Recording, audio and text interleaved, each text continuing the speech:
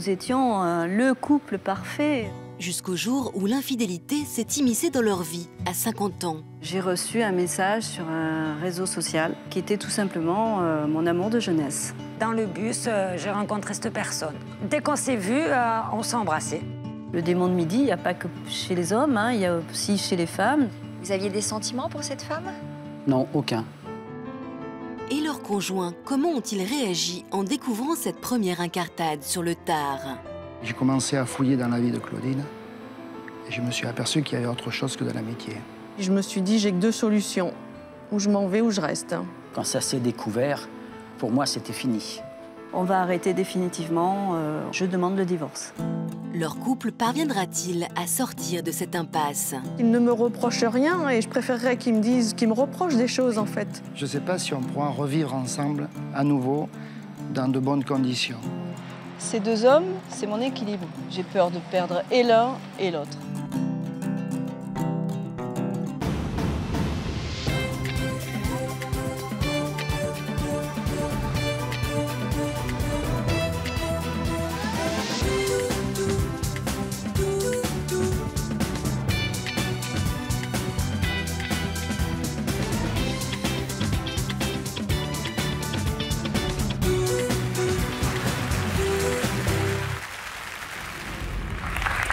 Bonjour à tous, merci de nous accueillir et merci à nos invités d'être présents sur ce plateau pour nous raconter leur histoire. Ils ont traversé un quart de siècle ensemble, toute une vie de couple sans faille et sans nuage, jusqu'à la cinquantaine.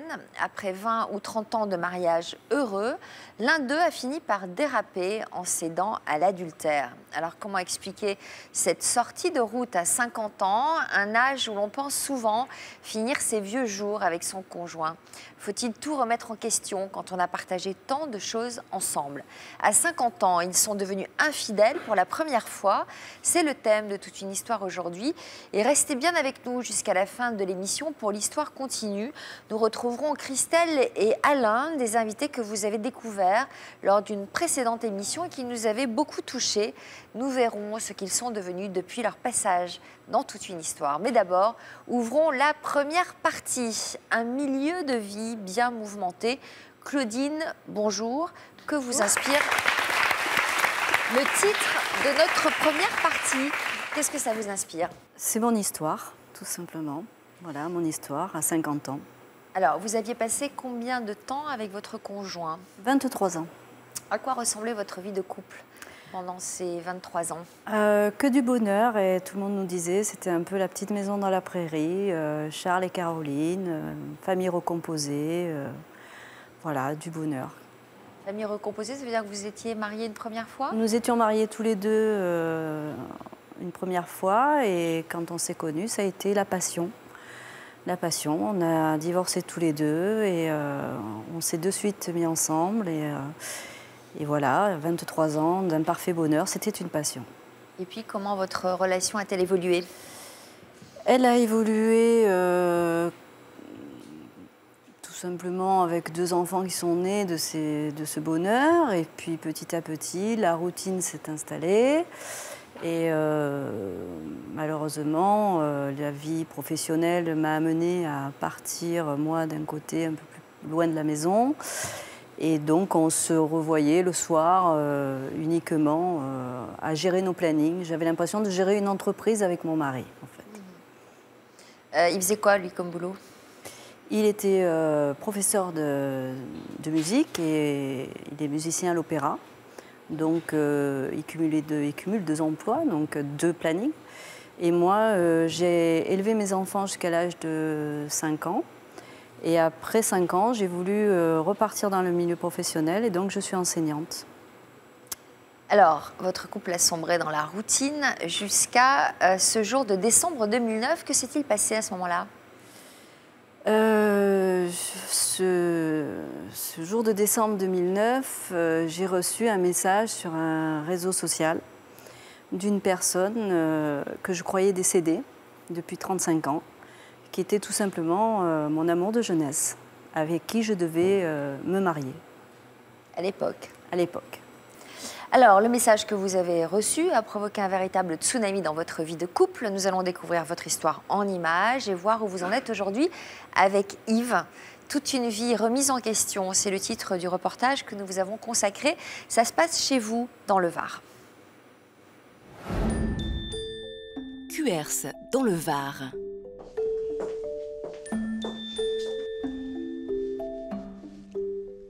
Cette alliance, Claudine, 53 ans, a décidé de ne plus la porter. Depuis 3 ans, elle est tiraillée entre 2 hommes. Ma situation actuelle, elle est compliquée. J'aime toujours mon mari, mais en même temps, j'aime mon amant. Je vis très mal cette situation par rapport à la souffrance que j'ai en moi et la souffrance que je procure et à l'un et à l'autre. Claudine est restée mariée plus de 20 ans avec Yves. Ensemble, ils ont eu 2 filles. Leur vie a été un long fleuve tranquille et sans histoire. Jusqu'au jour où un événement a bouleversé la vie de Claudine. Il y a 3 ans, sur Internet, elle reçoit un message de son tout premier amour. Pour Claudine, c'est le choc. Cet homme, elle ne l'avait jamais oublié. La première fois qu'on s'est revus, ça a été très fort. Et là, tout l'amour qu'on avait l'un et l'autre enfoui, je suppose, a ressurgi. Et ça m'a complètement bouleversée. Claudine se sent alors coupable vis-à-vis de son mari. Et pourtant, elle est incapable de résister à son premier amour. 1 an et demi plus tard, Claudine demande le divorce. Pourtant, elle est toujours amoureuse de son mari. Aujourd'hui, elle est perdue. Ça va, toi? Eh bien, écoute, oui, on va dire oui et non. Corinne, son amie de longue date, l'aide régulièrement à éclaircir la situation. Il faut que tu trouves une solution. Je comprends très bien que ça ne va pas du tout. J'ai peur, quoi, pour toi. Je sais pas pourquoi, j'ai une angoisse, je panique, j'ai peur de perdre et l'un et l'autre. En fait, tu sais quoi? Ces 2 hommes, c'est mon équilibre. C'est mon équilibre. En fait, peut-être tu t'attends que c'est eux qui te trouvent la solution, à mon avis, non? J'allais te dire ça, à la limite, c'est à eux de trouver... Une fois, on m'a dit, c'est à eux de faire un choix. Mais le choix peut être aussi définitif pour les 2. Parce que jouer avec le feu, tu te brûles, quoi. Malgré son divorce avec Yves, Claudine ressent toujours le besoin de le voir. Pas trop vanté ce matin? Non, ça va. Merci. Alors ils s'accordent toujours des tête-à-tête. Eh bien, écoute, à nos enfants, hein, et puis à nous, hein, ma foi. Et ça te convient, cette situation? Des fois oui, des fois non. Ah, ça veut dire quoi, des fois oui, des fois non? Je pense que c'est un peu comme toi. Je suppose que des fois tu as envie d'être seul, des fois tu as envie d'avoir de la compagnie. Je suis seule à la maison, mais bon, après, dans ma tête, je suis pas seule. D'accord. Voilà. Donc après, ou c'est toi, ou c'est quelqu'un d'autre. Je préférerais que ce soit moi. Aujourd'hui, ils sont dans une impasse. Une situation difficile pour Claudine comme pour Yves. On est quand même divorcés, on n'est pas séparés, on est divorcés depuis le mois de juillet. Mais en même temps, je ne me considère pas comme divorcée. On fait les choses ensemble, comme s'il n'y avait pas eu de divorce. C'est assez paradoxal. J'ai pardonné, mais j'ai pas oublié. Voilà, c'est sûr. Il y a des fois, j'ai envie de lui botter les fesses. Et puis, il y a des fois, j'ai envie de l'embrasser. C'est très différent. On a du mal à se projeter sur l'avenir. On vit plus ou moins au jour le jour.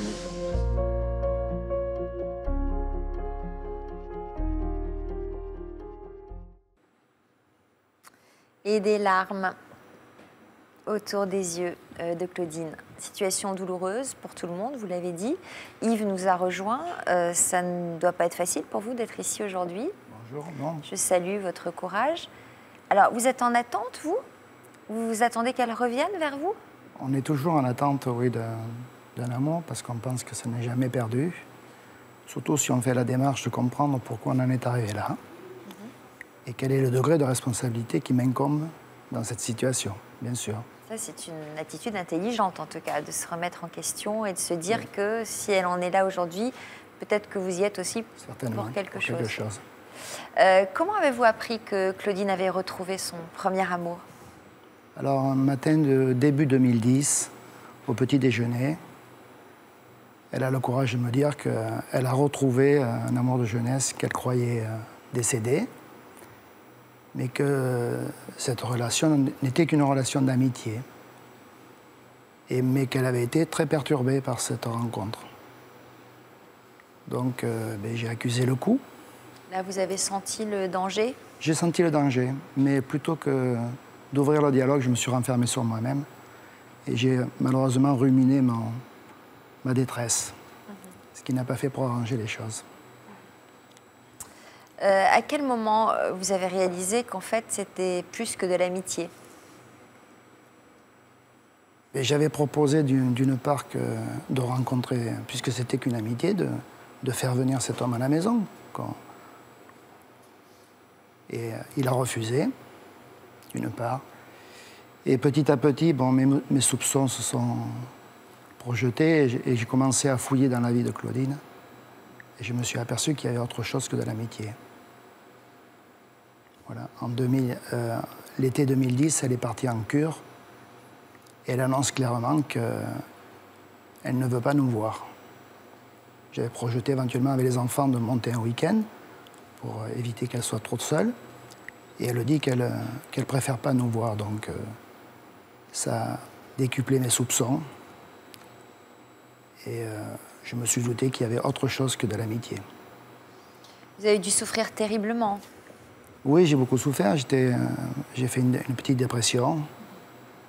Mais j'avais toujours espoir qu'elle faisait fausse route, et qu'elle reviendrait un jour. Notre histoire était une très belle histoire, et nous avions surtout une famille. Donc je pense qu'elle était assez responsable pour ne pas tout remettre en cause. Claudine, alors, qu'est-ce qui s'est passé? Comment vous viviez cette situation? Je vivais cette situation très très mal. J'étais partagée, j'avais mon corps coupé en deux, j'avais mon cerveau coupé en deux. Je vivais deux situations amoureuses. Et puis j'avais ma famille, j'avais tout ce qu'on avait construit jusqu'à présent. Comment vous expliquez que vous vous soyez laissé prendre à nouveau par cette histoire alors que tout allait bien apparemment dans votre vie? Est-ce que ça tombait à un moment où peut-être que Yves ne vous regardait plus comme il vous avait regardé? Ça, c'est sûr. C'est sûr que plusieurs fois, je lui ai dit, je suis la potiche devant la commode, tu passes devant, tu passes... voilà, mais peut-être que le jour où la potiche n'est plus là, on s'aperçoit qu'elle a disparu. Et comment vous réagissiez à ça, Yves? Vous n'avez pas su entendre ça? Certainement, oui. J'étais indifférent parce que je ne me sentais pas du tout concerné. Menacé. Voilà. Et puis vous disiez que finalement c'était acquis cette histoire. Voilà. Et puis que s'il y avait un problème, ça venait de sa part, pas du mien. Voilà. Je n'avais pas encore pris conscience et la mesure de la situation. Et donc ça a été un facteur, et puis certainement pas le seul. Vous vous êtes rendu compte que vous aviez encore des sentiments pour cet homme-là? Votre amour de jeunesse? Ah oui, oui, tout à fait. Je ne peux pas dire le contraire. J'ai même aujourd'hui des sentiments pour cette personne. Maintenant, quels sentiments par rapport à une vie de couple de 23 ans et une famille? Et puis, je me suis posé la question aussi, comme on se pose dans le Midi. Le démon de Midi, il n'y a pas que chez les hommes, il y a aussi chez les femmes. Donc 50 ans, cet amour de jeunesse, est-ce que je voulais ne pas vieillir? Rester jeune. Voilà. D'ailleurs, j'ai changé physiquement. Parce que ça redonne, c'est vrai, ça redonne une jeunesse, de retomber amoureuse. Est-ce que vous avez envisagé d'arrêter cette histoire pour préserver votre couple et votre vie de famille? Je l'ai envisagé, Sophie, tous les 15 jours, tous les jours, toutes les 3 semaines, tous les 3 mois. Est-ce que vous avez fait plus que l'envisager? Est-ce que vous avez tenté d'y mettre un terme? Oui, oui, oui. J'ai à un moment donné tout arrêté. Et... Combien de temps? Pas longtemps, puisque la personne a fait une grosse bêtise et donc ça m'a beaucoup culpabilisée. Donc j'étais coupable d'un côté, coupable de l'autre. Il est libre, cet homme-là? Il s'est libéré. Il a tout abandonné. Il vous attend? Il m'attend. Alors, Frédéric, bonjour. Bonjour, vous Sophie. êtes notre spécialiste de l'amour. Alors, un regard sur l'histoire de Claudine et Yves. D'abord, aimer 2 hommes en même temps, c'est possible? Ça arrive, mais c'est douloureux, manifestement. Et ce qui m'a frappée dans le reportage, c'est que vous disiez, ces 2 hommes, c'est mon équilibre. Mais en fait, non. Parce que vous êtes mal. Donc l'équilibre, c'est quand on se sent bien. Donc là, en l'occurrence, ce qui vous maintient dans ce mal-être existentiel et cette difficulté, c'est le non-choix. C'est le choix qui libère. On ne peut pas tout avoir, et tout avoir, ce n'est pas la solution non plus. Ce n'est pas ça, ce n'est pas là-dedans que vous trouverez votre épanouissement, puisque plus le temps passe, plus c'est culpabilisant, à la fois de souffrir du manque, mais aussi de faire souffrir l'autre. Donc, notre vie est faite de séparation. Les accepter, c'est effectivement compliqué, mais c'est libérateur. Et je pense que cette histoire, déjà, elle est arrivée à un moment où votre couple il était fragilisé. Oui, tout à fait. Donc ce message, il est arrivé à un moment particulier de votre histoire de couple. Donc il n'a pu avoir cet impact que parce qu'effectivement votre couple était fragilisé. Donc l'infidélité, là en l'occurrence, bon, elle est particulière parce que c'est votre amour de jeunesse, c'est pas n'importe quel homme. Oui, parce que j'ai eu des avances d'autres hommes. Je n'ai jamais bougé une oreille, jamais. Alors, Je n'en éprouvais pas le besoin. Le fait qu'Yves soit là aujourd'hui, que vous ayez divorcé, mais que Yves soit quand même là aujourd'hui, tout ça est quand même très significatif. Oui, et puis ça montre surtout que là, ça agit comme un révélateur des problèmes du couple et qu'il faut d'abord s'occuper de votre couple avant, vous, de prendre quelques... Mais ils l'ont déjà fait apparemment, ça les a fait réfléchir. Yves s'est remis en question, ils ont dialogué, ils ont essayé à plusieurs reprises de se retrouver. Ça n'a pas marché. Oui, mais peut-être qu'ils ne sont pas allés aussi loin qu'il était nécessaire dans cette démarche. Peut-être, je ne sais pas si vous êtes fait aider, mais vraiment, c'est l'occasion de faire le point sur cette relation. Qu'est-ce que j'aime encore dans cette relation? Mais qu'est-ce qui me manque? Quelles sont mes attentes? De quoi j'aurais besoin que je ne trouve plus dans la relation? Est-ce que c'est possible de retrouver ça ou pas?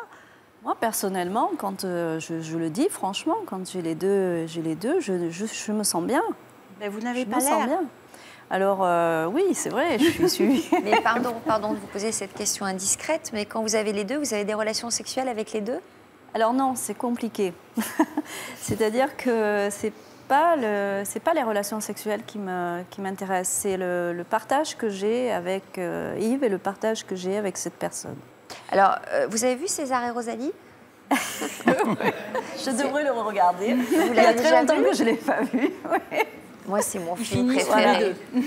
Ils finissent tous les deux. Non, c'est pas vrai, elle revient. Alors, vers qui elle revient? Oui, on ne sait pas. Mais si, on sait. C'est la fin. Bon. Je ne sais pas ce que pense Frédéric, on verra au cours de l'émission. Je voulais rajouter autre chose par rapport, effectivement, vous posiez la question de que c'est révélateur qu'il soit là. Effectivement, c'est révélateur. Mais je pense qu'il faut aussi que Yves, peut-être, mette des limites. Parce que vous parliez du fait que lui, à un moment donné, vous considérez comme acquise, mais quelque part, vous considérez aussi Yves comme acquis. Donc, à un moment donné, il faut aussi que vous mettiez des limites par rapport à votre seuil de tolérance, par rapport à votre souffrance, pour qu'il y ait cette distance nécessaire pour que vous preniez une décision. Parce que je doute que vous réussissiez à vivre épanoui entre les deux. Et ce qui risque d'arriver, c'est qu'eux s'éloignent. C'est que Yves tombe amoureux de quelqu'un d'autre et que c'est arrivé. Et donc là, on l'a dit dans le reportage, vous risquez de tout perdre. Tout à fait. Mais quand j'ai su que Yves avait avait une personne qui prenait de l'importance pour lui, là, ça ne m'a pas plu du tout et je suis devenue jalouse et tyrannique, etc. Le fait que vous soyez là tous les deux sur ce plateau aujourd'hui me paraît être un début de réponse. Je dis ça comme ça, moi, mais on verra tout à l'heure. Je suis d'accord. J'ai été très étonnée quand j'ai posé la question à Yves, qu'il me réponde « oui, je viens ». Notre sujet d'aujourd'hui vous tient particulièrement à cœur, Joël. Pour quelle raison? Bonjour d'abord. Bonjour.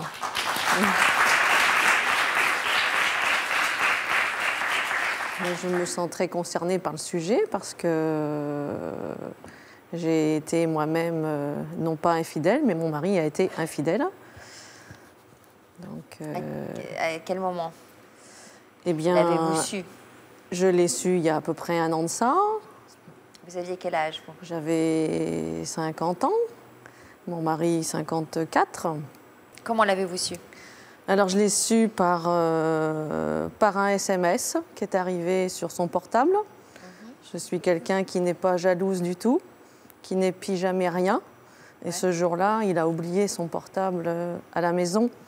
Il était dans le jardin et lorsque j'ai voulu lui donner, forcément, j'ai lu le petit haut du message où il y avait marqué...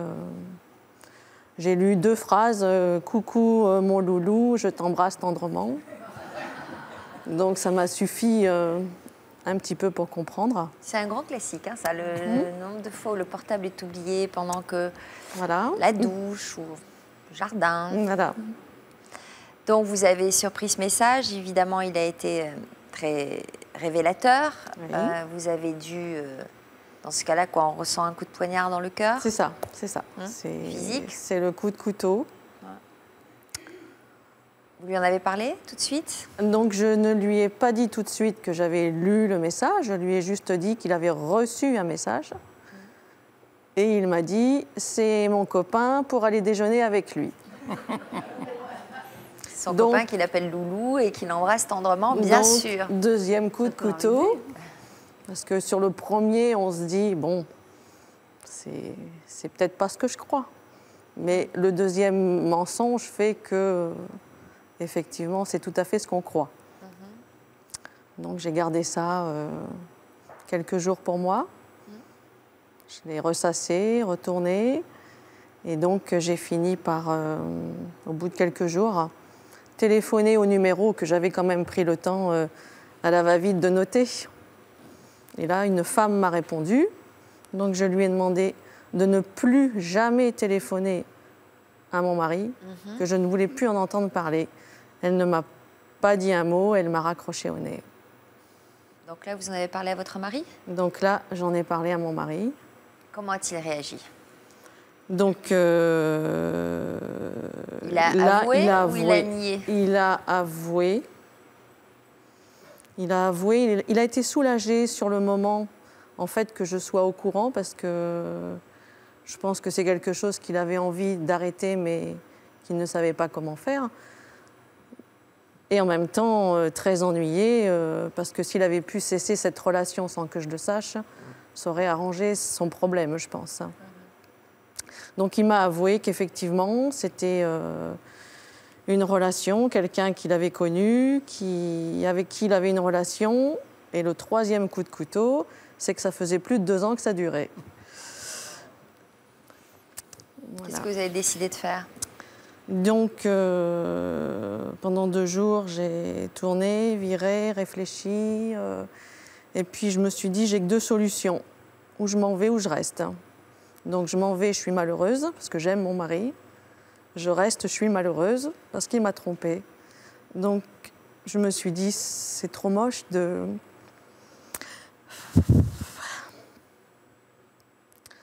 foutre en l'air 30 ans. 30 ans et des épreuves douloureuses que vous avez traversées ensemble. Oui. Vous avez perdu un enfant. C'est ça. À quelle occasion? Un accident. Un accident d'automobile. Il avait quel âge? 20 ans. Donc on a surmonté ça ensemble. Ensemble, chacun notre tour. Vous êtes épaulés chacun Moi, à votre je me tour. suis effondrée tout de suite. Il m'a aidée. Et lui, il s'est effondré 2 ans après, et c'est moi qui l'ai épaulé à mon tour. Donc on a toujours eu beaucoup de... On a toujours fait plein de choses tous les deux avec mon mari, très, très liés, les mêmes goûts, les mêmes façons de voir les choses. Quand vous avez pris connaissance de son infidélité et que vous lui avez fait part de cette alternative, partir ou rester, lui, il était de quel avis? Lui, il était prêt à partir et me laisser parce qu'il se savait en faute. Et il m'a dit qu'il avait beaucoup de chance que je réagisse comme j'ai réagi. Mais il avait envie que vous restiez ensemble. Oui. Et de tout faire pour que vous puissiez rester ensemble. Oui. Donc il nous rejoindra dans la deuxième partie de l'émission. Pourquoi vous êtes là aujourd'hui, en fait? J'ai beaucoup de mal à... Moi, j'ai pas de mal à communiquer, mais lui a beaucoup de mal à me répondre. En fait, vous êtes dans une sorte d'impasse aujourd'hui. Un petit peu, voilà. Une volonté commune de rester ensemble, mais une impossibilité. Moi, j'ai l'impression que s'il arrivait à me répondre, je pense que je pourrais Mais vous répondre sur quoi? Pourquoi? Est-ce qu'il le sait lui-même? Je ne pense pas. J'ai l'impression qu'il y a un déni, puisqu'il me dit qu'il ne me reproche rien, et je préférerais qu'il me reproche des choses, en fait. Est-ce qu'il y a vraiment une réponse? Est-ce que c'est vraiment la question à se poser, Frédéric? Oui, je pense. Pourquoi? Je pense parce que c'est important de savoir pourquoi c'est arrivé. Et peut-être que c'est difficile pour lui de donner cette réponse parce que moi, ce que je vois dans mon cabinet, c'est que les gens peuvent avoir peur de dire la réalité, de dire les vraies choses, ce qu'on ressent vraiment, parce qu'on a peur de blesser l'autre. Et je pense que dans le contexte dans lequel vous êtes, c'est compliqué de dire des choses, de dire des manques, quand vous traversez une épreuve pareille. Donc on n'a pas envie non plus d'en rajouter à l'autre ou de lui faire du mal. Même si dire ce qu'on ressent, c'est pas faire du mal à l'autre, c'est juste voilà. Oui, mais ça peut être aussi une raison, c'est-à-dire la peur de blesser l'autre. Hein, moi, je le vois beaucoup. Donc du coup, on se renferme dans une forme de mutisme et il y a toujours des raisons. Il y en a toujours. Donc effectivement, je pense que la démarche que vous faites est importante parce que si vous n'avez pas de prise, si vous ne savez pas, s'il n'y a pas de dialogue, vous ne savez pas comment sortir de cette situation. Vous n'avez pas de prise. Donc effectivement, c'est important d'avoir ça. Bon, il sera là tout à l'heure en deuxième partie et c'est courageux d'être là tous les deux sur notre plateau pour tenter d'avancer. On va maintenant découvrir l'histoire de Brigitte et de Philippe qui sont installés face à nos invités. Qu'est-ce qui vous différencie des deux couples dont nous venons de découvrir l'histoire? La différence, c'est que nous sommes libertins. Et on ne se trompe pas. On est toujours ensemble. Voilà. Vous ne vous trompez pas? Non. Non, ce n'est pas de la tromperie. En étant libertin, vous ne vous trompez pas? Non. Absolument pas. Quelle raison? On est toujours ensemble. Voilà. Vous êtes toujours ensemble, même si vous avez des relations avec une autre femme sous les yeux de votre épouse? Exactement. Ou inversement. Le fait d'être sous les yeux de votre épouse... On ne le prend absolument pas comme de la tromperie. Absolument pas. Comme de la tromperie. De la tromperie, de l'infidélité. Voilà. Absolument pas. Depuis combien de temps êtes-vous ensemble tous les deux? 34 ans. Et 33 ans de mariage. Au début de votre union, à quoi ressemblait votre vie de couple? J'étais marin, énormément de départs, absence de domicile. Une femme dans chaque port? Non, je l'aurais pas vu comme ça. Non. Ah, l'amusement, le plaisir, mais fidèle, très fidèle. Alors c'est quoi l'amusement et le plaisir tout en étant fidèle? Les amis, l'escale, oui, mais pas de tromperie. D'accord. Non. Toujours unis. Alors 4 ans après avoir quitté cette vie, la marine, vous êtes resté auprès de votre femme? Oui, beaucoup plus proche. C'est-à-dire que je suis toujours resté dans l'armée. J'ai quitté la marine puisque trop d'absence de domicile. Ouais. Mais j'avais une autre arme qui me permettait d'être tous les soirs à la maison. Et tous les soirs avec Brigitte, ce que je demandais. D'accord. À quoi ressemblait votre couple à ce moment-là? Est-ce que ça n'a pas été trop dur finalement de passer de l'absence à la cohabitation permanente? Non, pas du tout. Vous n'êtes pas entré dans une sorte de routine? La routine s'installe obligatoirement. À un moment, au bout de, maintenant j'aurais pu dire 30 ans de mariage ou de vie commune, il y a une routine qui s'installe. Ouais. Mais si on est complice, si on se parle énormément, non, on y arrive. Alors, vous avez traversé une période difficile au bout de 23 ans de mariage. Qu'est-ce qui s'est passé? Oui, on s'est retrouvés au Havre, et c'est une ville que j'ai horreur. Ah bon? Pourtant c'est bien le Havre. Je n'aime pas du tout. Enfin, je suis désolée pour les Havrais, hein, mais bon. Et c'est vrai que je me suis sentie très mal là. Très mal, donc Philippe s'en est aperçu et bon, on a discuté, il m'a proposé de voir d'autres personnes, pour voir si ça allait me ressortir un petit peu de mon ennui. De voir d'autres personnes, c'est-à-dire? de discuter avec des couples, voilà, et puis voir si on pouvait aller plus loin, si j'étais capable de...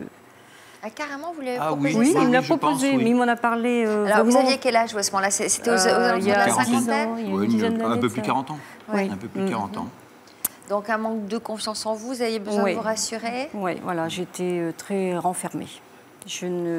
Voilà, je voulais voir personne et ça l'a... Donc l'idée c'était de sortir, de s'ouvrir à d'autres, voire de s'ouvrir complètement. Voilà. Ça vous a pas effrayé cette idée? Non, parce que je suis très curieuse quand même, donc je lui ai dit pourquoi pas. Qu'est-ce que cette expérience vous a apporté? Moi, là, je suis très confiante en moi maintenant, moins timide, je vais un peu plus vers les gens et je suis, je dirais, plus libérée dans ma tête. Oui, donc ça vous a beaucoup apporté sur le plan personnel. Voilà. Est-ce que vous vous êtes transformée physiquement? Oui, absolument. Vous diriez quoi? je fais attention à moi, je suis plus coquette, quand je m'habille, je m'habille sexy, plus épanouie. Voilà, exactement. Tout ça. Donc ça doit vous plaire, Philippe. Ah, j'adore. Et j'adore, je suis comblée. On est très complices, donc on parle beaucoup, il y a une grande complicité entre nous. Et vous, qu'est-ce que ça vous a apporté, Philippe? C'est ça, c'est peut-être cette complicité qui nous manquait, qui à un moment nous a échappé, je crois que dans la majorité des couples. Et je ne pense pas l'avoir fait pour ça, avoir libertiné pour éviter autre chose. Et le fait de l'avoir fait nous a rapprochés énormément. Qu'est-ce que vous en pensez, Claudine et Yves?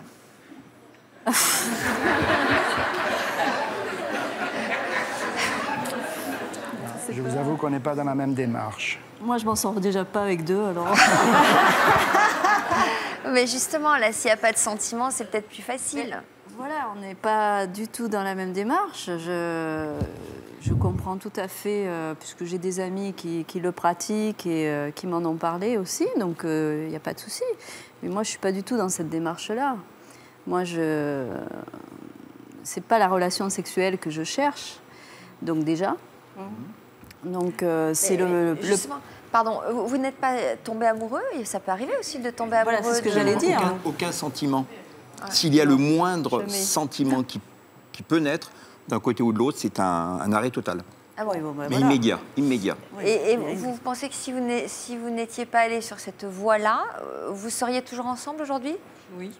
Ah oui, quand même. Oui, je pense. Oui. Vous n'auriez pas divorcé? Non, absolument pas. Ça nous a rapprochés, peut-être. Un peu plus. C'est-à-dire qu'il n'y a pas de sentiment. Ça, vous? Non. Pour moi, c'est une manière de réaménager l'infidélité. Cette solution trouvée. Parce que c'est une expression sans doute de votre part d'un désir de rencontrer d'autres femmes plus que de... Enfin, ça peut être aussi de chercher à épanouir la vôtre, mais souvent, c'est une manière de vivre l'infidélité. Dans ce que vous observez dans votre patientèle, en général, vous voyez les femmes souffrir de ce genre de situation? Absolument. Elles le subissent un peu. Elles le subissent. Ce qui n'a pas l'air d'être le cas. Elles le subissent parce qu'elles sont dans la peur que si elles refusent, elles vont perdre leur conjoint. Et je m'excuse, cette situation se passe également à l'inverse.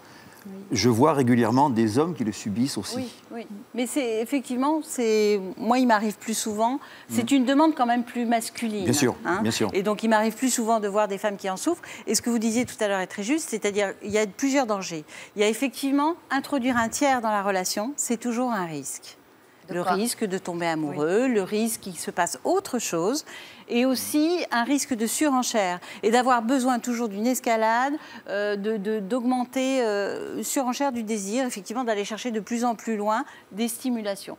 Pour que ça fonctionne, il faut qu'il y ait des garde-fous, il faut vraiment être en accord avec ça. Parce que ça suppose beaucoup de dialogue. Oui, absolument. Parce que j'imagine que quand vous devez commencer à avoir envie de revoir un couple ou une même personne, vous devez immédiatement poser des barrières, parce que sinon... Brigitte a ses limites, j'ai les miennes, on a pris les limites communes et on les respecte. Alors, dans la mesure où le dialogue existe, là, dans ce cas-là, ça peut renforcer la complicité. Absolument, et c'est souvent le cas. Donc, dans ceux qui s'épanouissent dans ce libertinage, sont des couples qui dialoguent beaucoup et ça renforce la complicité parce qu'ils vivent des choses ensemble. Ils préparent, ils réfléchissent, ils prennent rendez-vous, donc ça se passe en amont, après ils commentent, etc. Sylvie va nous raconter son histoire dans un instant. Elle a 50 ans et depuis quelques mois, elle trompe son mari pour la première fois. On la retrouvera juste après ces quelques messages de la rédaction. À tout de suite. Comme nos invités, vous pouvez nous raconter votre histoire. Vous êtes en couple avec un homme qui est de la même génération que votre père. Vous venez de rencontrer un homme qui a 20 ans de plus que vous. Vous ne savez pas si vous devez écouter votre cœur et vous lancer dans une relation. Votre conjoint a l'âge de votre père et votre famille n'accepte pas votre histoire. Depuis toujours, vous collectionnez les histoires avec des hommes bien plus âgés. Cela fait des années que vous êtes en couple avec un homme plus vieux, mais cette différence d'âge commence à vous faire peur. Pour nous raconter votre histoire, contactez notre équipe au 0820 16 30 15 ou connectez-vous sur le site de France 2, rubrique Toute une histoire. Il y a 2 ans, le courage d'Alain nous avait tous émus. J'ai dit à Alain un peu, je dis, moi le truc que je veux faire d'abord, c'est apprendre à lire et écrire, après faire un nouveau métier. À plus de 50 ans, il avait décidé de sortir de l'illettrisme. Bon allez, S-E-C-O. Alors? Un saut. Bien. Aujourd'hui, c'est un homme fier de ses progrès que nous retrouverons dans l'histoire continue. Où se trouve la rue de Paris? C'est donc un nouveau départ pour Alain et pour toute sa famille. Moi, je te donne un 20 sur 20 et je te donne un bisou, hein. Comme nos invités, vous pouvez nous raconter votre histoire. Vous avez été au centre d'une rumeur. Aujourd'hui, vous faites tout pour rétablir la vérité. Un ex-conjoint a lancé une rumeur à votre propos ou vous a dénigré sur Internet. On a sali votre réputation et vous avez dû quitter votre région pour vous construire une nouvelle vie. L'un de vos proches a été au centre d'une rumeur et il lui a fallu des années avant de se reconstruire. Vous avez vous-même colporté une rumeur et vous le regrettez. Pour nous raconter votre histoire, contactez notre équipe au 0820 16 30 15 ou connectez-vous sur le site de France 2, rubrique Toute une histoire. Bienvenue si vous nous rejoignez sur le plateau de Toute une histoire. 30% des hommes et 27% des femmes ont déjà été infidèles. Mais chez les quinquagénaires, ce chiffre s'élève à 84%. Nos invités font partie de ces statistiques et ils sont ici aujourd'hui pour essayer d'avancer malgré cette réalité. Il est temps d'ouvrir notre deuxième partie. Il y a une vie après l'infidélité. Sylvie, bonjour. Bonjour Sophie. Vous avez décidé de rester dans l'ombre pour nous raconter votre histoire. Pourquoi souhaitez-vous rester anonyme? Déjà pour mes proches. Et puis pour mon mari aussi. Alors, votre mari, justement, parlons-en. Vous êtes ensemble depuis 15 ans. Comment votre couple allait-il avant votre infidélité? Il n'y avait plus de couple. J'étais qu'une maman. Oui. Il ne vous regardait plus? Ah, il ne me voyait plus du tout. Depuis combien de temps? Ouais, ça faisait déjà 2-3 ans. Vous aviez tenté de lui en parler, de l'alerter? Oui. Qu'est-ce qu'il vous répondait? Il ne me voyait pas, il ne m'entendait pas, donc... Et puis, il y a une rencontre qui est venue vous extirper de votre train-train quotidien. Oui. Qu'est-ce qui s'est passé? Tous les mois, je prends un bus régulièrement. Et dans le bus, je rencontrais cette personne. Qui était cette personne? Une personne qui était beaucoup plus âgée que moi, l'opposé de moi, et mariée aussi. Combien de plus que vous? 9 ans. Pas beaucoup plus, donc. Ah, si. Ah bon. Très bien. Qu'est-ce qui s'est passé entre vous? Rien de spécial. On a engagé une conversation banale. Il vous a plu? Pas du tout. Alors, comment il a réussi à éveiller votre intérêt? À l'arrivée, au retour, on a échangé nos coordonnées Parce que comme j'avais une vie très ennuyeuse, il m'a proposé d'aller à sa rencontre puisque lui donne des cours. De quoi? De musique. De musique. Et de danse. Ouais. Donc il m'a envoyé un message en me disant qu'il avait passé un très bon voyage de retour et qu'il était ravi d'avoir fait ma connaissance et il m'a appelé par mon prénom. Chose que depuis des années je n'entendais plus. Votre prénom? Oui. Donc ça vous a fait quel effet ce message? Eh ben, ça m'a fait drôle. Vous avez ressenti des sensations? Des papillons. Des papillons, bon, très bien. Vous l'avez revu au bout de combien de temps? 3 jours après. Bon, et qu'est-ce que vous avez fait 3 jours après? Ben, dès qu'on s'est vu, on s'est embrassé. Ah bon? Normal. Et il est devenu votre amant? Oui. Vous le voyez à quel rythme? 3-4 fois par semaine. Ah oui, un rythme assez soutenu. Mais ça dure pas longtemps. C'est-à-dire? Ben, maxi 1 heure, 2 heures. Ça fait combien de mois? 10 mois. Bon. Aujourd'hui, vous avez quel âge? 50. C'est la première fois que vous cédez à l'adultère? Ah, tout à fait. Vous êtes amoureuse? Complètement. Et vous êtes dans quel état d'esprit aujourd'hui? Perdu. Et cet homme-là, il est toujours marié? Oui. Il est prêt à... Ah non, je veux pas. Ah bon. Alors, vous êtes perdu pourquoi, en somme? Ben, parce que je ne peux pas rester dans une situation non plus comme ça, une éternité. C'est-à-dire que vous vous demandez si il serait peut-être intéressant de quitter votre mari, c'est ça? Moi, pour ma part, oui, mais je ne veux surtout pas que lui quitte sa femme. Pourquoi? Parce que je préfère me reconstruire d'abord. Ça, c'est pas idiot. N'est-ce pas, Frédéric? Ah, tout à fait, tout à fait. Mais ce qui est très intéressant, votre témoignage, parce que ce qui vous a touché, c'est qu'il vous nomme en tant que femme, qu'il vous dise Sylvie. Et souvent, ce que j'entends dans mon cabinet, c'est les couples, ils ne se nomment plus, ils ne s'appellent plus, ni par leur prénom, ni par des mots doux, mais en tous les cas, plus par leur prénom. Donc en fait, il a réveillé la femme en vous. Alors, et je pense que... Il vous appelle comment, votre mari? Elle. Ah oui, c'est tendre. L'autre. Pourquoi L'autre, là, oui. C'est vrai que c'est très important parce que moi, il m'a toujours appelé bébé et l'autre, quand il est arrivé, qui m'a appelé Claude. C'est vrai que bébé, c'est pas très sexy. Hein. Voilà. Et encore, j'ai fait attention parce qu'à un moment donné, c'était maman. Alors là, j'ai dit non. Ça, c'est encore pire. J'ai dit non. Voilà. Terminé. Moi, je m'en vais sur le champ. Voilà. Donc, je ne suis pas partie sur le champ, mais j'ai dit non. La maman, c'est trop. Et vous l'appelez comment, Yves? Pareil. Même chose. Papa? Non. Comment? Comment? Bébé? Oui, B. B? B. Bébé, ouais. C'était un diminutif. Bébé. Ah, bébé. Oui, mais c'est devenu B avec les années. Il a perdu le... Bon, donc alors, il vous a nommé en tant que... Ce qui est intéressant, c'est qu'elle ne se fait pas d'illusions sur la relation qu'elle a avec son amant. Ça lui fait du bien, mais pour autant, elle n'envisage pas forcément un avenir avec lui. Parce que je pense que cet homme a réveillé la femme qui est en elle, a réveillé ses besoins de femme, et elle a réalisé que la vie qu'elle vivait n'avait pas trop de sens. Elle s'ennuyait, elle n'existait pas en tant que femme, et donc cette relation a au moins cette vertu-là. Et d'ailleurs... Bon, aujourd'hui, ma question, moi, c'est est-ce que vous avez envie de continuer le couple dans lequel vous êtes avec votre mari ou pas? Ah non. Okay. Et est-ce que vous avez engagé un dialogue avec votre mari? Oui. Il y répond ou pas? Ben, en fait, il ne croit pas que le couple il va si mal que ça. Bah oui, il est dans une forme de déni, comme sont beaucoup d'hommes, et qui attendent de réagir quand ils sont acculés. C'est là la différence beaucoup entre les hommes et les femmes que je vois, c'est qu'ils attendent le dernier moment où la situation devient vraiment critique et où la femme est au bord du départ. Et d'ailleurs, dans 80% des cas, c'est la femme qui s'en va.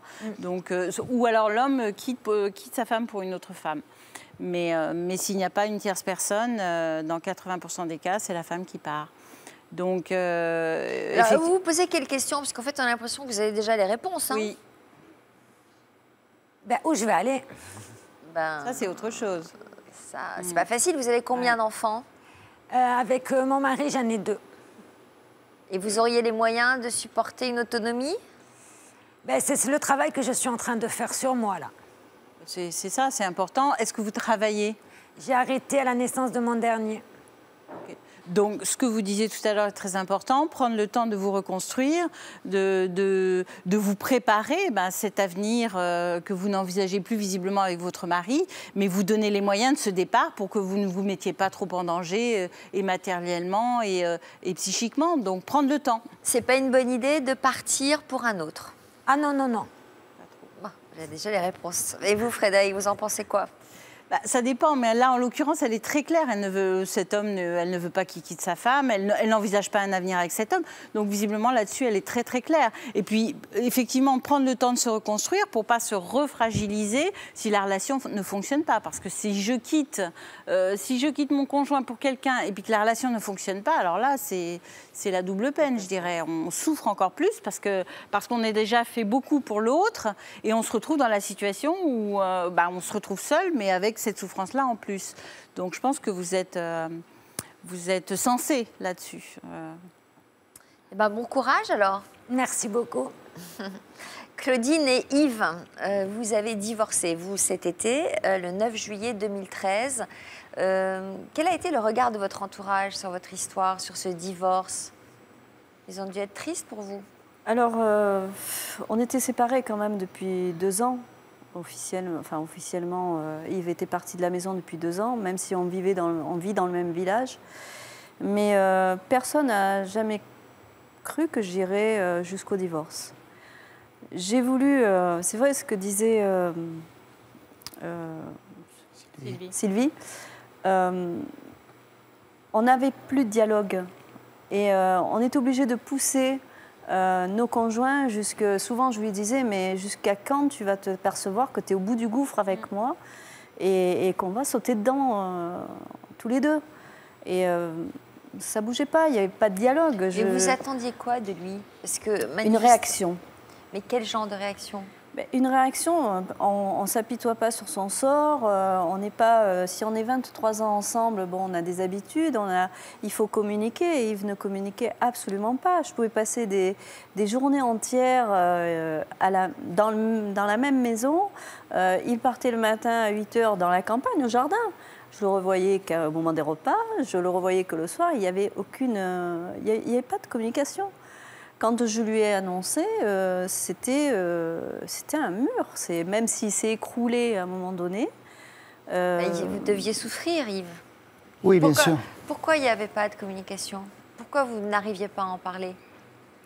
Parce que je ne suis pas un garçon qui dialogue beaucoup. Ça s'est bien arrangé depuis, puisqu'on a pris un peu le taureau par les cornes. On s'est fait aider, bien sûr. Mais ce n'était pas facile pour moi et toujours ancré dans certaines certitudes que ce qui arrive, ce n'était pas de ma faute. Voilà, donc c'est difficile à admettre. C'est-à-dire que c'est parce que vous vous êtes fait aider que vous en êtes arrivé à l'idée que peut-être vous aviez des responsabilités aussi? Oui, bien sûr, tout à fait. Vous n'en aviez pas conscience jusque-là? Non, jusque-là, non. Qu'est-ce que vous disiez? Rien. Vous étiez un mari parfait, que vous lui apportez... Oui, mais il n'y avait pas que moi qui le disais. Oui, non, mais ça, c'est sûr. toujours... Il y avait tout l'entourage. Il y avait tout l'entourage, la famille, les amis. Nous étions le couple parfait, recomposé, dans un milieu aisé. Pourquoi elle est allée voir ailleurs, quoi. Alors, racontez-moi quand même, parce que dans ces 2 ans, vous avez réussi quand même à tomber amoureux d'une autre femme. Comment? Dans ces 2 ans de séparation, vous avez eu une histoire avec une autre femme. C'était une petite histoire, oui. Ça veut dire quoi, une petite histoire? J'ai connu une autre personne, mais ça s'est vite arrêté, puisque Claudine est intervenue pour que ça cesse par jalousie. Ouais. Ça vous a fait plaisir qu'elle soit jalouse? Disons que ça m'a peut-être arrangé sur le coup. Ah, parce que ce n'était qu'une petite histoire. Oui, c'était une petite histoire. Mais c'est difficile, quand on a vécu une passion avec une personne, de retrouver un amour quelque part. C'est très difficile. On avait placé la barre très haute.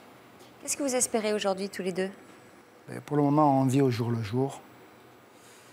Donc, vous espérez quoi? Revivre ensemble? Je ne sais pas, parce qu'on est très prudent. Enfin, moi, pour ma part, je suis très prudent. Ça veut dire quoi? Que vous ne savez pas si vous pourrez lui faire confiance à nouveau? Non, c'est pas ça. Je ne sais pas si on pourra revivre ensemble à nouveau dans de bonnes conditions. Pourquoi? Parce que c'est ça devient conflictuel. Et j'arrive à un âge où il y a des choses que je n'admets plus, quoi. Et pourquoi conflictuel? Oh, pour des choses banales, quelquefois. Il y a souvent les enfants au milieu, mais pour des choses banales. Parce quel âge, vos enfants? 16 et 15 ans. Les deux dernières. Les deux derniers, 15 et 16 ans. 2 filles. Et vous, vous espérez quoi de l'avenir? L'avenir, d'abord, j'étais quelqu'un de très fort. J'avais un caractère, je prenais des décisions, j'ai mené ma famille. J'étais la locomotive, comme j'ai dit à Yves un jour. J'ai dit, je suis le pilier, les fondations. Et là, les fondations se sont écroulées. Il n'y a plus rien.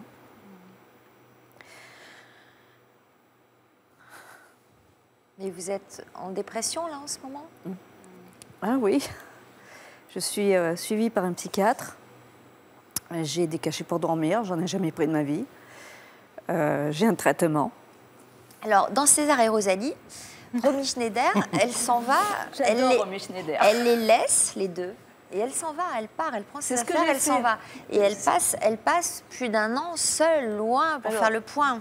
C'est ce que tout le monde me dit de faire, mais je n'y arrive pas. Je n'y arrive pas. C'est quelque chose d'insurmontable pour moi. Je ne peux pas. Et je sais que avec Yves, je suis très... c'est rigolo, mais j'ai un côté masculin très développé chez moi. Et je suis très paternaliste avec Yves. C'est-à-dire, plus paternaliste que maternelle. Oui, j'ai ce trait de caractère chez moi. Et c'est vrai que cette personne, quand elle est arrivée dans ma vie, je me suis laissée masculin. Aller. Et j'ai toujours dit, quand j'étais avec lui, je disais, ouf, voilà, ça me soulageait, il prenait les décisions, voilà, je me laissais complètement faire. Et alors pourquoi vous ne vous êtes pas laissé aller complètement en vivant avec lui? Parce que je crois que j'ai ce côté, ce caractère fort qui, à un moment donné, j'avais l'impression d'être soumise. J'avais ce côté parce qu'il a un caractère aussi très fort et là je me suis retrouvée à me dire mais je me laisse trop faire et voilà, donc je suis entre ces deux. C'est ça. Pour l'instant, vous n'avez pas, contrairement à ce que vous disiez dans le reportage, pas encore trouvé d'équilibre. C'est-à-dire lâcher certains moments et puis reprendre le contrôle. Voilà. Et être dans ce mouvement, vous êtes binaire, c'est-à-dire soit je contrôle, avec qui vous êtes très contrôlante. Et vous êtes beaucoup à dire ce que lui devrait faire plutôt que de dire moi, elle est où ma responsabilité aussi dans ce qui est arrivé dans notre couple à tous les deux. Et vous ne voulez pas lâcher le contrôle avec Yves et vous voulez même l'empêcher de vivre ce qu'il a à vivre avec d'autres femmes. Complètement, parce que... Et je crois que je l'ai été aussi quand j'ai vu les personnes qu'il avait, je me suis dit mais ça va pas, mais tu plaisantes, mais t'as vu comment elle est et tout. Alors que bon, quelque part, j'ai pas le droit, j'ai pas le droit de faire ça. Et je sais que c'est...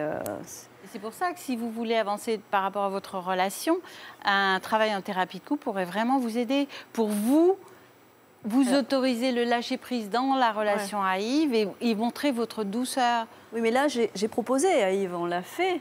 Mais à un moment donné, monsieur a dit, moi, mais qu'est-ce que je fais là? Donc, quand on fait une thérapie de couple, c'est qu'on a un problème en couple. Il n'y a pas que moi qui ai des problèmes. Mais Yves, il n'a plus l'air très sûr d'avoir envie de continuer à vivre avec vous. C'est pas ça. Enfin, Claudine annonce à des moments qu'elle veut lâcher prise et qu'elle me donne toutes les responsabilités. Ce que j'ai fait, c'est que je mène. Alors, ce que j'ai fait à un moment donné, mais elle n'y arrive pas. Il faut qu'elle reprenne le contrôle des choses. Et tant que vous ne lâchez pas ce fonctionnement relationnel tous les deux, vous ne vous en sortirez pas. Et vous, Yves, il faut que vous continuez. Est-ce qu'on peut changer de mode relationnel dans un couple? Heureusement, sinon ça veut dire qu'il n'y a aucune évolution possible, jamais. Ça ne veut pas dire changer fondamentalement, mais on peut changer des fonctionnements relationnels quand on constate qu'ils ne sont pas satisfaisants et qu'ils ne nous aident pas à être heureux. Donc oui, heureusement. J'ai l'impression qu'on veut changer ma personnalité et c'est là où à chaque fois Non, le problème c'est que vous ne voulez pas lâcher prise. Non. Vous voulez garder le contrôle sur Yves. Ouais, Alors, ouais. qu'est-ce que vous conseillez, Frédéric? Du concret. Du concret, c'est ça, c'est de se faire aider, parce que manifestement, ils n'y arrivent pas tous les deux. Donc peut-être que la thérapie que vous aviez faite ne vous convenait pas. Il y a d'autres personnes. Voilà, de vous faire aider pour que vous exprimiez plus vos besoins aussi, Yves. Parce que du coup, vous êtes tombé là, pour le coup, dans une espèce de passivité qui fait que vous attendez que ce soit... Donc vous entretenez le contrôle de Claudine, parce que vous attendez que ce soit elle qui prenne la décision. Mais aussi, vous pouvez lui dire, moi j'en ai marre de cette situation, je ne veux pas continuer de souffrir. C'est un homme divorcé, hein, Yves? Pardon? Je dis, en même temps, c'est un homme divorcé. Oui, tout à fait, mais je l'ai poussé jusqu'au divorce.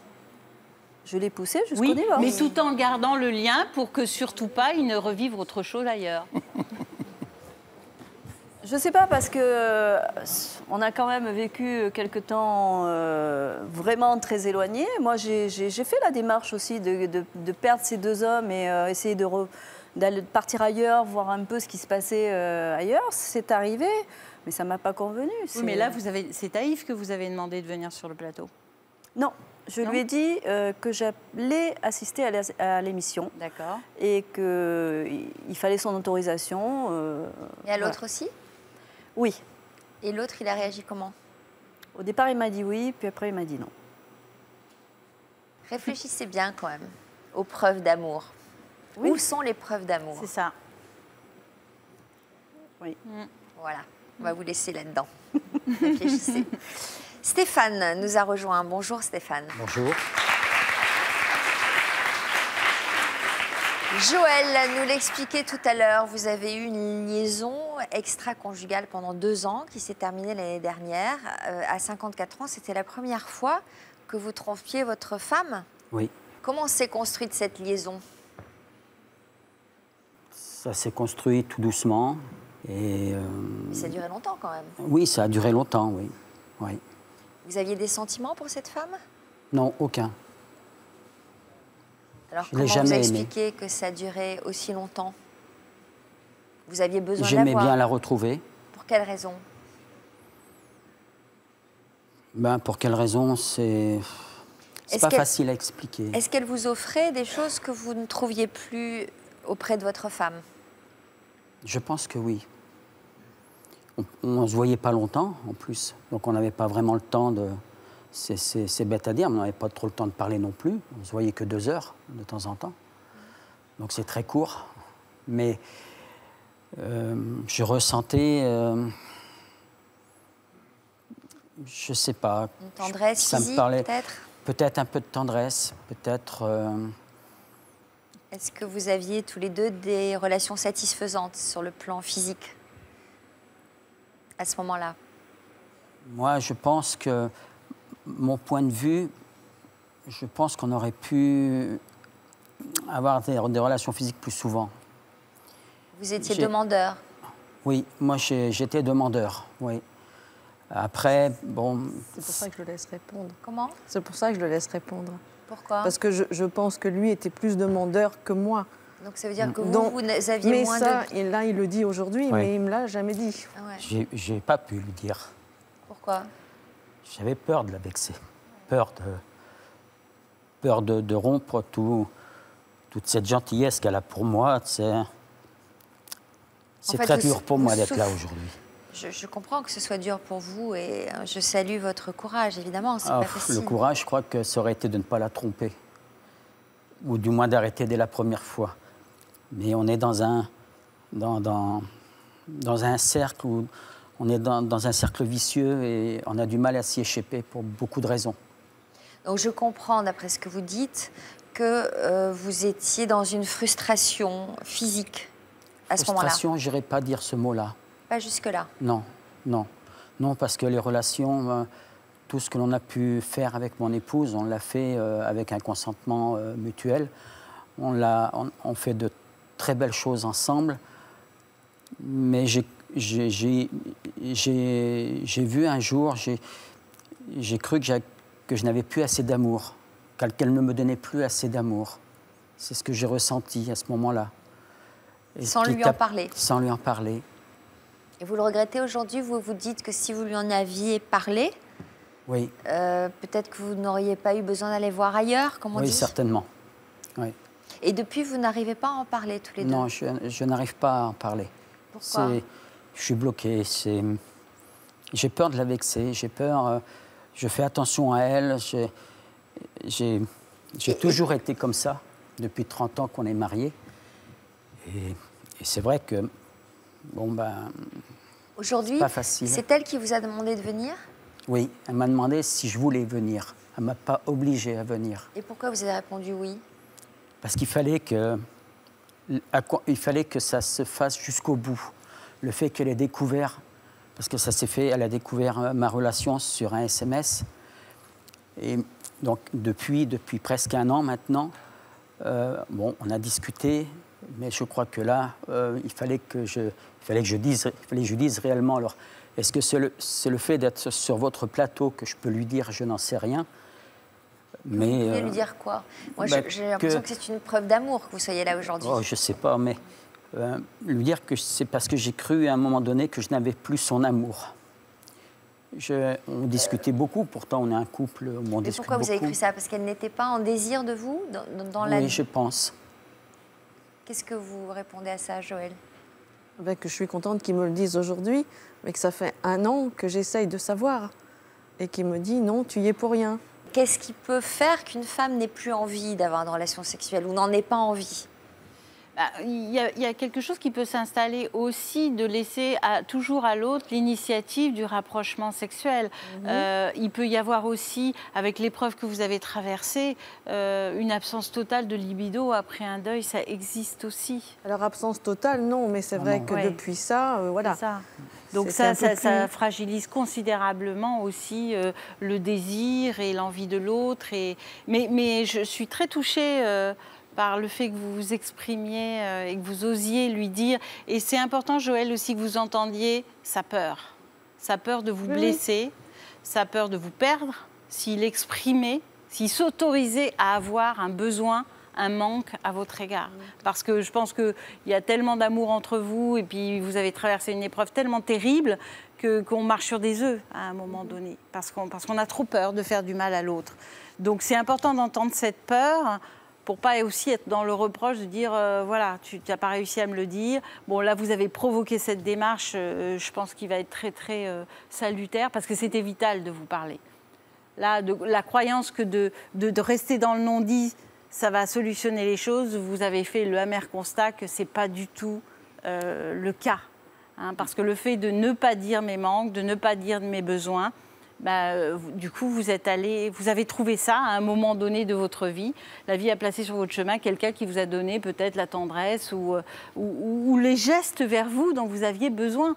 C'est juste, cette femme vous a donné juste ça, alors que ces gestes-là, vous en aviez besoin de la part de votre femme. Et le fait de ne pas l'exprimer vous a amené à cette situation. Donc vraiment, dire les choses, c'est très important parce que c'est ce qui donne une prise pour sortir des situations compliquées, de situations de blocage. Donc, je suis très contente que vous ayez pu exprimer ça aujourd'hui. Est-ce que vous avez compris, Joël? Oui, bien sûr. Ce qui manquait à votre mari? Oui, j'ai compris. C'est vrai que j'aurais tellement aimé qu'il me le dise. Ça fait 1 an que j'essaye de... C'est fort aussi qu'il vous le dise de cette manière et on sent tellement d'amour. J'espère que vous allez pouvoir vous retrouver tous les deux. De toute façon, je fais tout pour. Est-ce que vous n'envisagez pas de partir un peu tous les deux, quelque part? Mais ça nous arrive très fréquemment de dire on s'en va 2 jours, on s'en va... on fait plein de choses ensemble. J'ai même du mal à comprendre encore pourquoi je suis encore avec elle. Pourquoi? Parce que quand ça s'est découvert, vous êtes dans pour moi, c'était fini. Malgré l'amour, tout l'amour que j'ai pour elle, je ne pensais pas qu'elle m'aurait dit qu'elle voulait rester avec moi. C'est-à-dire que là, vous êtes dans la culpabilité totale, vous êtes en train de vous fustiger.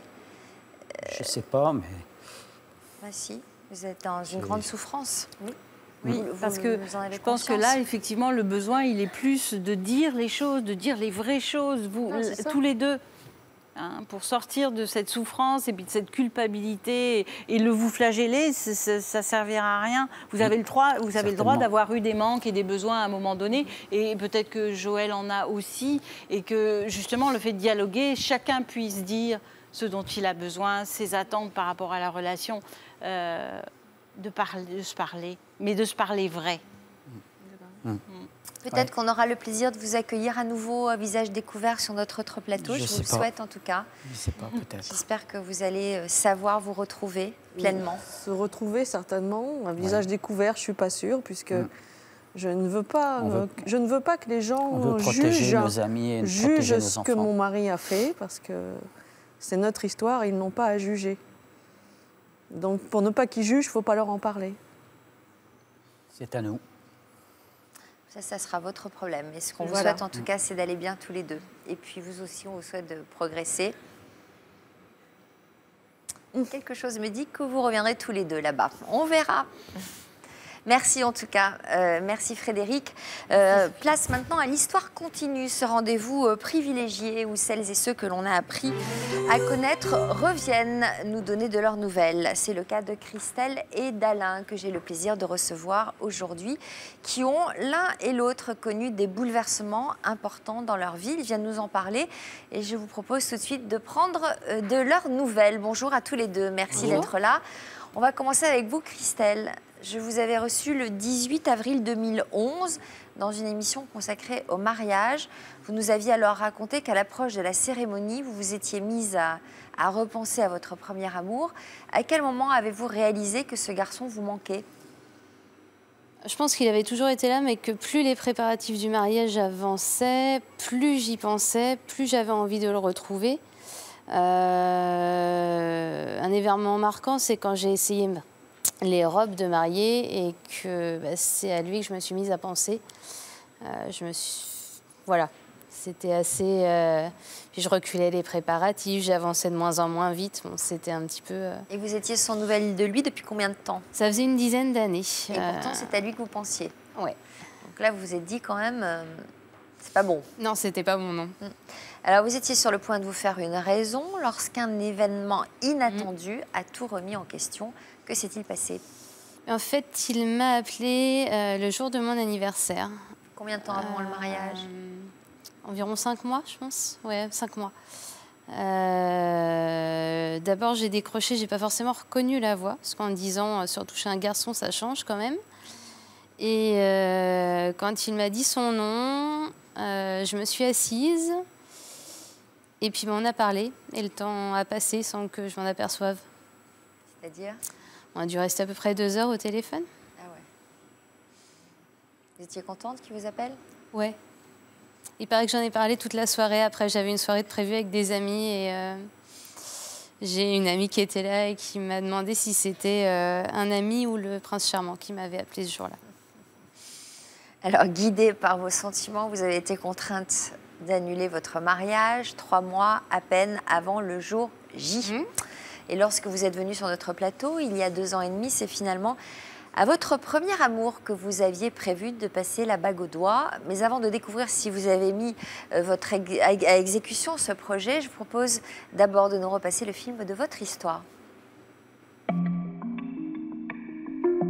C'était une petite voix qui me disait que j'allais pas faire le pas avec la bonne personne. Il y a 5 ans, alors que Christelle préparait son mariage, Xavier, son premier amour, qu'elle n'avait jamais oublié, reprenait contact avec elle après 10 ans d'absence. J'ai eu un coup de téléphone et quand j'ai décroché le téléphone, c'était Xavier qui m'appelait pour me souhaiter mon anniversaire. Est-ce que votre cœur s'est remis à battre ? Ouais. Vous pensiez à lui à quel moment en particulier ? Le jour où j'ai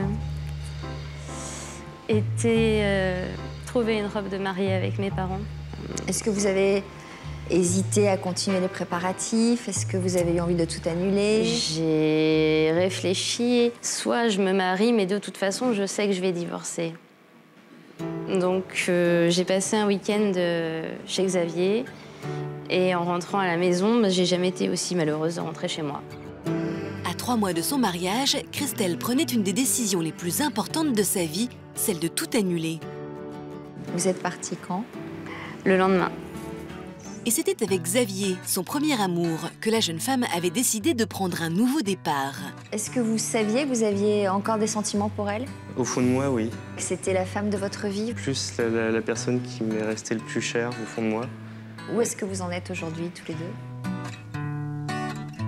Aujourd'hui, si tout se passe bien, pas de raison, on devrait se marier en septembre 2012. 2 ans et demi après leur passage sur notre plateau, c'est en région parisienne que nous retrouvons Christelle et Xavier. Le couple a célébré son mariage il y a 1 an.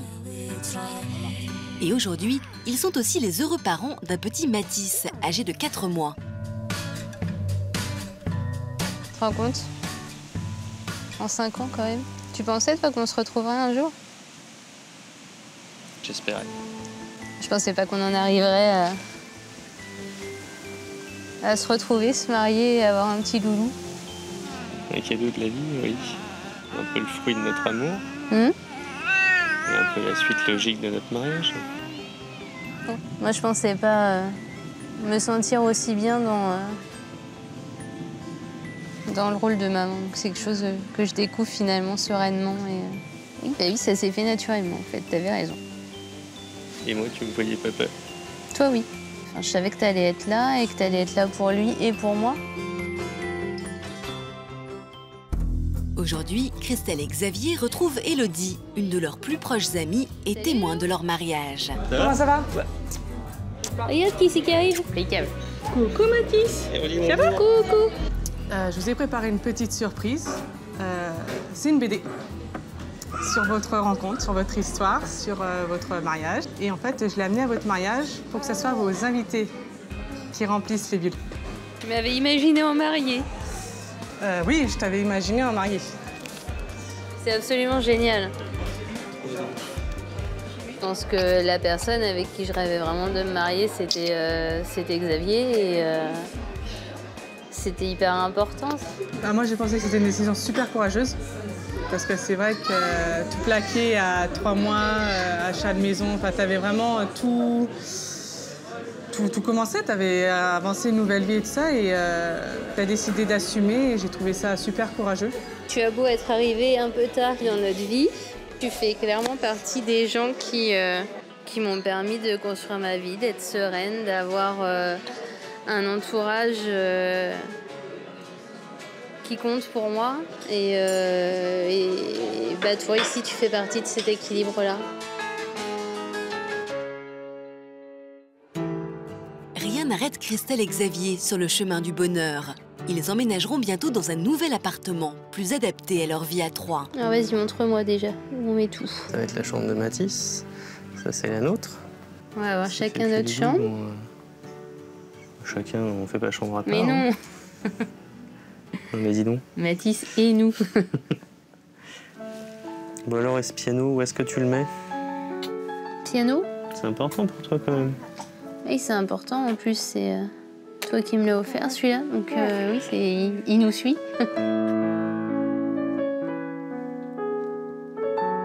Je ressens le bonheur de l'avoir joué, de l'écouter quasiment tous les jours, de sentir que ça interpelle Mathis aussi. Puis depuis que j'ai retrouvé Xavier, je me sens mieux dans ma vie de femme. Je me sens pas forcément jugée dans mes choix. Mes 2 petits hommes.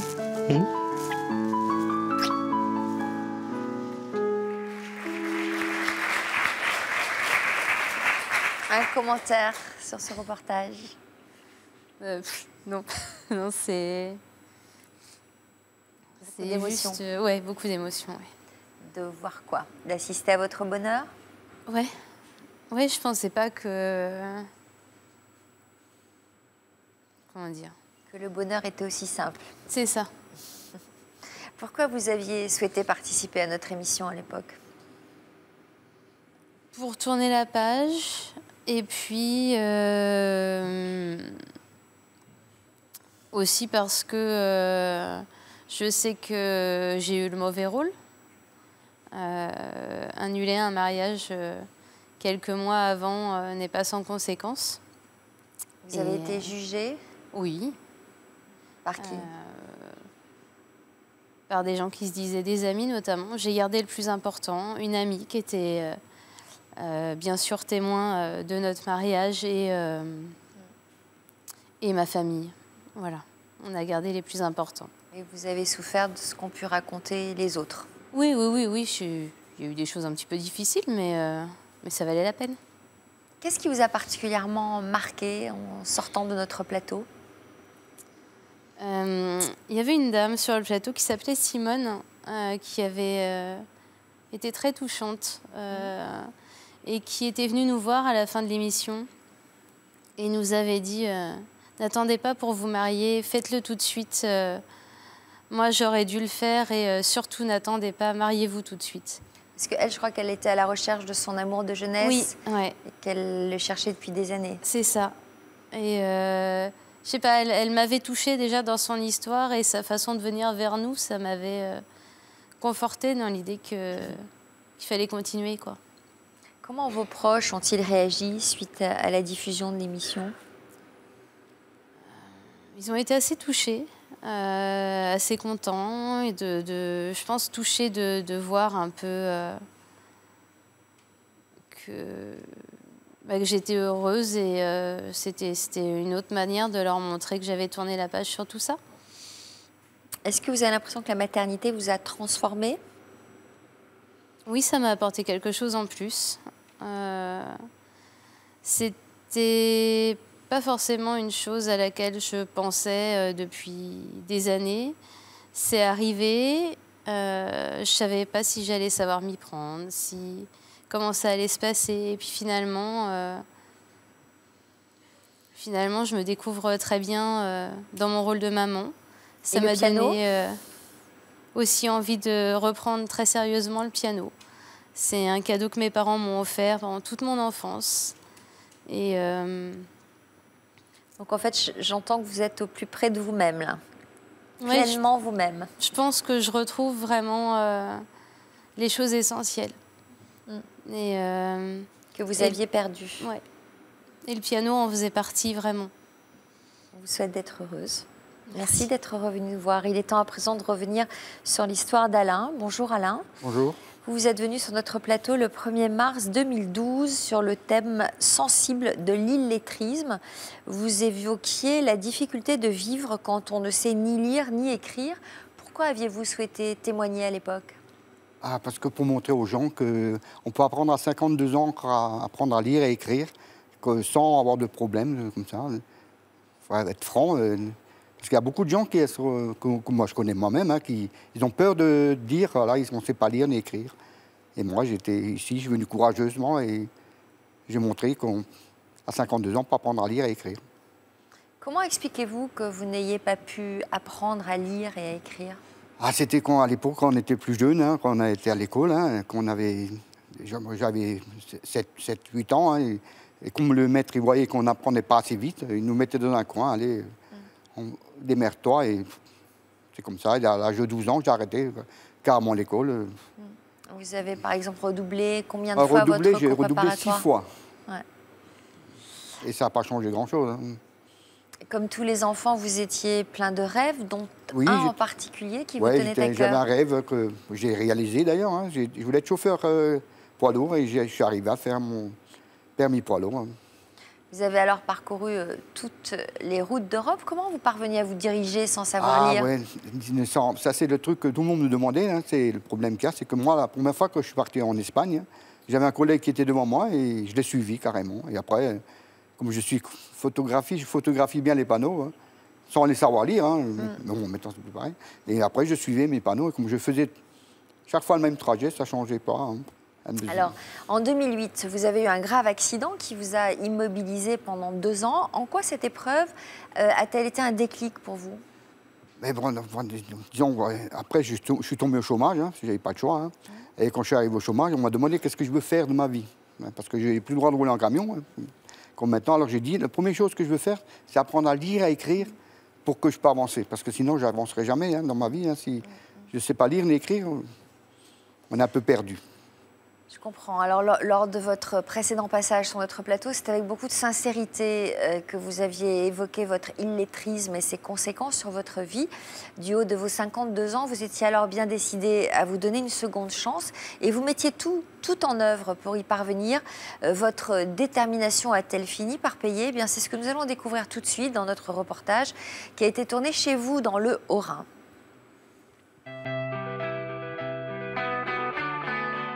Depuis l'âge de 12 ans, moi, je ne savais pas lire ni écrire. Quand j'étais à l'école, on m'a mis dans un coin, on m'a oublié.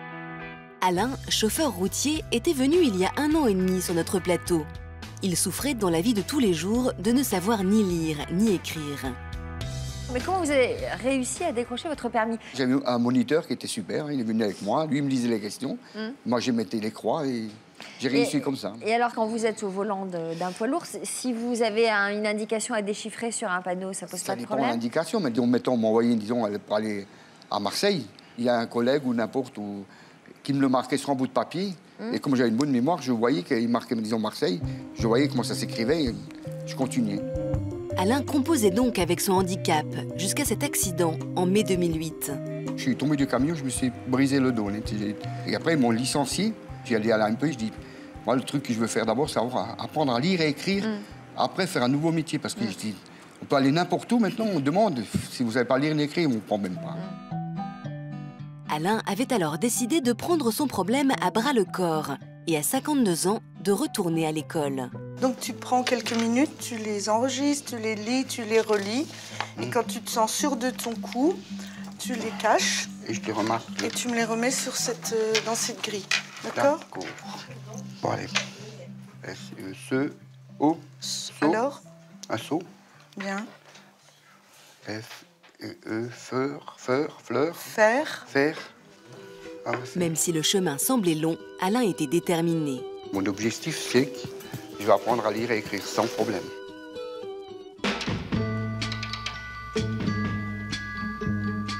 C'est en Alsace que nous retrouvons Alain. L'élève assidu continue à s'entraîner pour savoir lire et écrire parfaitement. Comme d'habitude, je vous ai écrit des mots au tableau. Simplement, il y avait beaucoup de vent ce matin, et les lettres sont mélangées. À vous de retrouver les mots. Moi, je trouve plutôt champignon. Oui, vas-y Alain, hop. Champ.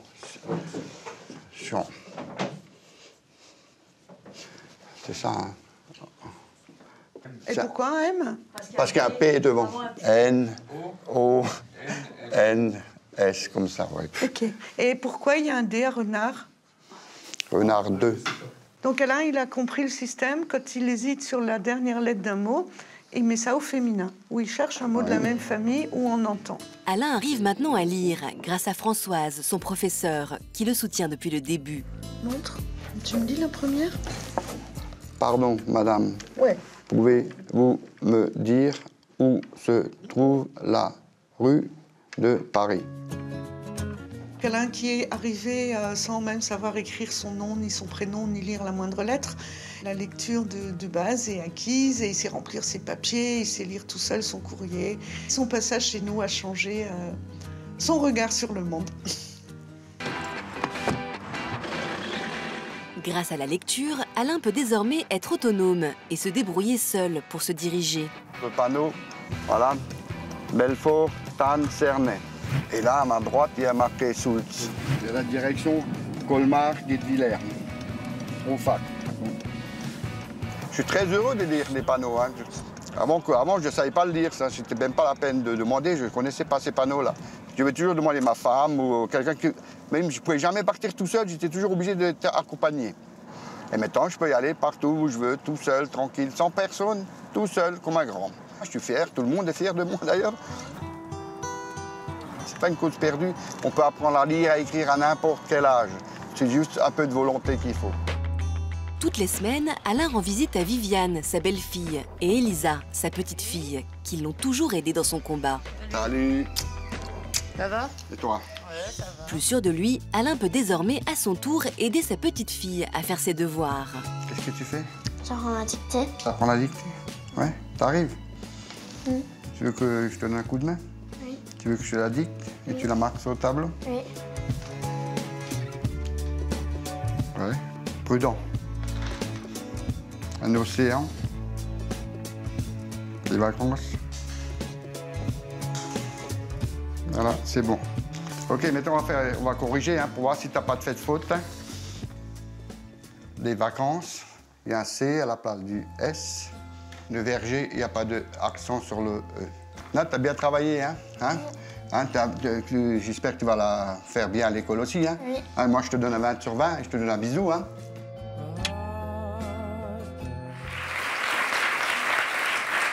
Alain et Viviane, sa belle-fille qui est avec nous aujourd'hui. Moi, j'avais été très touchée par votre témoignage à l'époque. Quel regard vous portez sur votre parcours? Est-ce que vous êtes fière de vous? Je sens l'émotion. Oui, est-ce qu'il y a de la fierté? Oui, je suis très fier de moi, ça c'est vrai. Même, il y en a plein qui sont fiers de moi depuis. Hein. Viviane, vous êtes fière de lui aussi? Oui, je suis fière de lui. De sa persévérance? Oui, il a réussi. On ne mesure pas à quel point c'est difficile de devoir tout apprendre tardivement comme ça. C'est très dur même. C'est très dur d'arriver à lire, à écrire. Moi, déjà, le français, c'est très dur à apprendre, hein, mais c'est vrai que c'est très dur. Quel impact le fait de savoir lire et écrire a sur votre quotidien aujourd'hui, en dehors du fait que vous puissiez être autonome dans votre voiture? Ouais, je peux aller n'importe où maintenant, sans personne. Je n'ai pas besoin d'emmener quelqu'un. Si maintenant je veux aller, je sais pas moi, même Paris, maintenant, un exemple, je peux y aller tout seul. Avant, j'étais obligé d'avoir toujours quelqu'un avec moi, ma fille ou ma femme. Et c'était pas pareil. Que maintenant, je peux y aller tout seul. J'imagine que vous remplissez vos papiers tout seul aussi? Voilà, il y a des papiers que je peux remplir tout seul. Bon, il y a toujours encore ma femme qui est à côté, qui me donne un petit coup de main. Parce que l'écriture, c'est pas encore acquis, comme ils disent, hein, mais il y a des trucs que je peux faire tout seul. Est-ce qu'il vous arrivait de vous faire arnaquer avant que vous sachiez lire? Avant, oui, c'est vrai. Plus maintenant? Non, maintenant, on ne m'arnaque pas, ça c'est sûr et certain. Est-ce que vous écrivez des SMS? Oui, j'en écris, mais bon, pas comme eux, ils les écrivent, mes filles là, parce qu'eux, ils m'écrivent des SMS, je comprends rien, qu'est-ce qu'ils marquent je leur dis toujours qu'ils m'écrivent des SMS que je comprends. Bah oui, quoi, alors, avec un vrai langage. Voilà, parce qu'au début, après, moi, je pigeais rien du tout. Bah ouais, alors, LOL ou des trucs comme ça, moi, je sais pas ce que ça veut dire. Alors, je prenais le téléphone, je l'appelais, je dis, écris-moi en français que je comprends. Et maintenant, on m'écrit en français que... Qu'est-ce que vous avez envie de lui dire, Viviane? Je suis fière de lui, que c'est bien les progrès qu'il a fait. Il nous a montré, il nous a prouvé qu'il pouvait y arriver. Ça vous fait plaisir de voir qu'il aide votre fille à faire ses devoirs? Oui, c'est vrai, oui, ça fait plaisir. Quels sont vos projets pour l'avenir? Pour l'instant, je vais voir, parce que normalement, au mois de janvier, j'ai fini là, mon stage, là, normalement. Et je vais voir si je peux refaire un nouveau stage pour, je sais pas moi, être surveillant, tu sais, truc de télé, tout comme ça, là. Être de télé? Oui, vous savez, pour surveiller dans les magasins, là. Ah oui, la sécurité. Voilà, sécurité, voilà. Et je vais voir si je peux faire un truc comme ça. Si vous aviez livré les journaux? Les journaux, ouais, à la rigueur aussi, ça irait. Si vous aviez un message à faire passer à nos téléspectateurs? Moi, le message que je dis à tout le monde, là, c'est pas une honte de ne pas savoir lire ni écrire. Mais seulement, il faut leur le dire. Il ne faut pas le cacher comme moi je l'ai fait au début. Il faut le dire à tout le monde. Il ne faut pas avoir peur de le dire. Voilà, je ne sais pas lire ni écrire. Ce n'est pas une honte à avoir. Moi, c'est le message que je passe, que tout le monde sache qu'on apprend à lire et écrire à n'importe quel âge. Bravo. Et merci d'être venu nous voir. J'espère que votre témoignage saura convaincre ceux qui n'osent pas franchir le pas d'apprendre à lire et à écrire. Je vais vous demander de signer le grand livre de l'histoire continue. On commence ça avec vous, Christelle. Merci à vous tous pour votre confiance, pour votre fidélité. À bientôt pour d'autres témoignages. Tout de suite, le sommaire de notre prochaine émission. Bon après-midi sur France 2. Merci.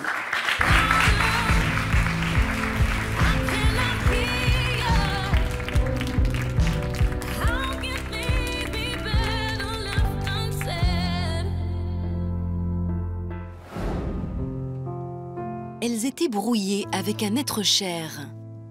J'ai reçu un mail me disant que notre amitié était terminée et donc elle m'excluait complètement de sa vie. Certains étaient sur le point de faire un pas l'un vers l'autre. Ce que je voulais, c'est quelque part lui dire que je lui en voulais plus. Mais la vie ne leur a pas laissé le temps de se réconcilier. La veille de nos retrouvailles, je suis sortie du travail. Mes parents m'attendaient pour m'annoncer que mon frère avait eu un accident de camion et qu'il était décédé. J'ai choisi de lui écrire. Tu sais combien de pages cette lettre? Une trentaine. J'ai pas eu le temps de lui parler. Ni de lui donner votre lettre. Et malheureusement, ni de lui donner ma lettre. Et c'est un grand, grand regret. La première des choses qui m'est venue à l'esprit, c'était je le reverrai plus, donc je pourrais plus lui dire pardon. Mais comment se débarrasser des remords et de la culpabilité? J'ai pris un cahier d'écolier et je lui ai écrit parce que j'ai pas pu m'exprimer avec lui puisqu'il était décédé. Ça m'a fait du bien. Même s'il y avait ça, même s'il y avait cette colère, finalement je l'aimais beaucoup et je l'admirais parce que c'était quand même quelqu'un d'extraordinaire.